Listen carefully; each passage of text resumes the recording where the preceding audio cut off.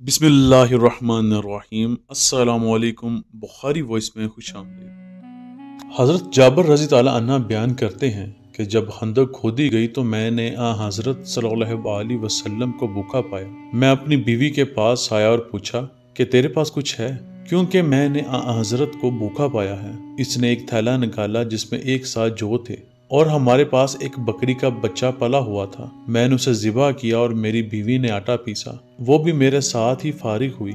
मैंने उसका गोश्त काट कर हांडी में डाला। इसके बाद हज़रत सल्लल्लाहु अलैहि वसल्लम के पास लौटा। बीवी ने कहा कि हज़रत और आपके सहाबा के सामने मुझे रिस्वा न करना, यानी ज्यादा आदमियों को दावत ना कर देना। जब मैं आपके पास आया तो चुपके से अर्ज किया, या रसूल अल्लाह, हमने एक बकरी का बच्चा ज़िबा किया है और एक साथ जौ का आटा हमारे पास था, वो तैयार किया है, तो आप चंद लोगों के साथ तशरीफ ले चलिए। ये सुनकर हज़रत सल्लल्लाहु अलैहि वसल्लम ने पुकारा और फरमाया, ए खंदक वालो, जाबर ने तुम्हारी दावत की है, लिहाजा चलो।